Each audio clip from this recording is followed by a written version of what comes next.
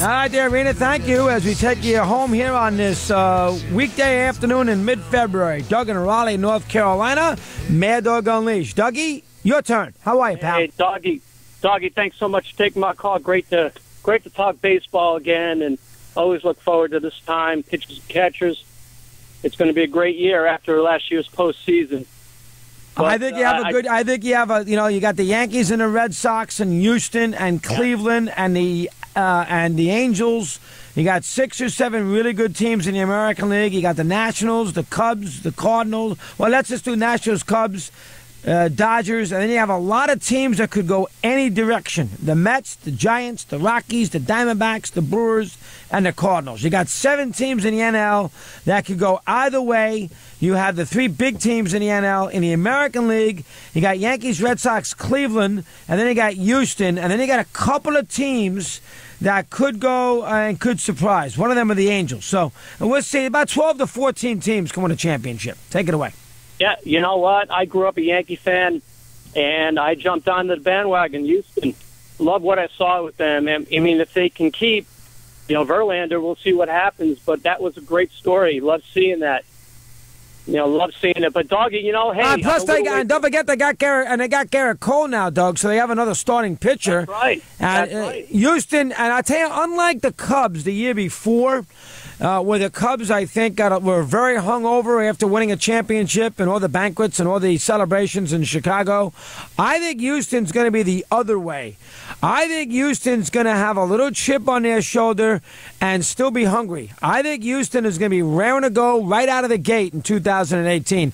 Unlike the Cubs a year ago where you kind of sensed that they might struggle early. I don't think that's going to happen with the Astros. Go ahead.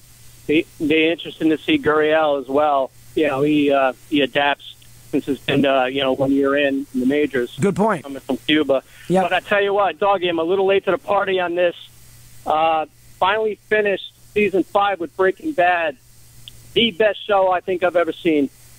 Better than Bloodline, better than Mad Men, better than anything I could think of, better than The Sopranos. I'll go out on a limb with that. How about Homeland? I didn't see that yet. Everybody's telling me about that.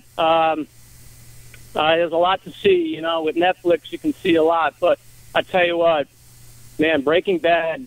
Where do you see? Oh, have you seen it already, or this is? No, I'm on. And I was at the MLB Network, and all the guys over here were telling me about it today. I saw a show last night, so I am on the 4th season through 3 shows, and everybody told me that the last show in the 4th season is beyond good. It's like the best thing you've ever seen in your life. Doggy gets better. Everybody tells me that, and so.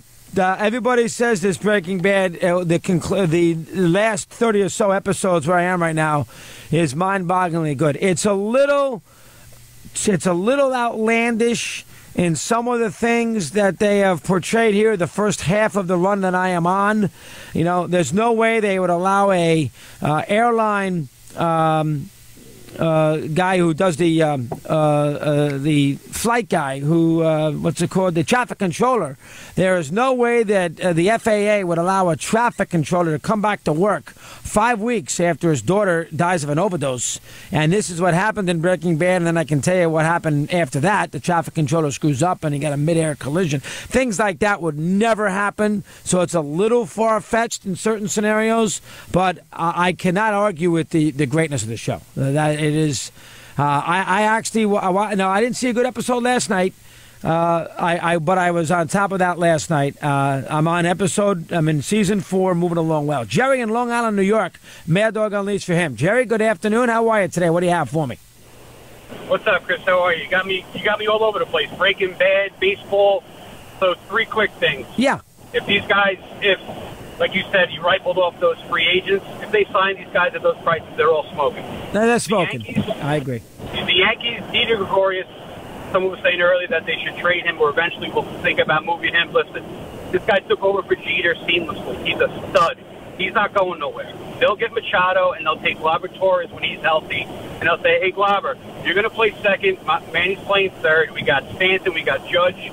That infield's going to be crazy good. And as far as Breaking Bad's concerned, it's Breaking Bad and everything else, Chrissy.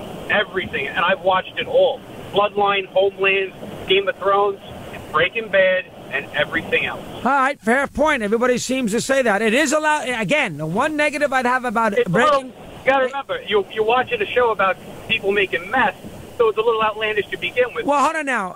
Again, explain to me, as I've said to you forever, Jerry, explain to me here how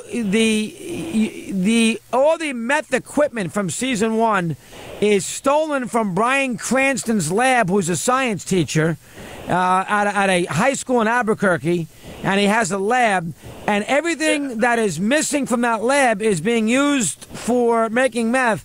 And how is he not a suspect? Explain to me that. Yeah, I mean, well, I think that's outlandish. And not only that, the brother-in-law's a DEA agent. Yeah, the brother-in-law is there. That's why it's a leader. It's the brother-in-law's kind of character, because you haven't seen it to the end. Trust me. Yeah, but hold on now. But how in the world could that guy be not a suspect when everything that made the meth came from his lab? I know.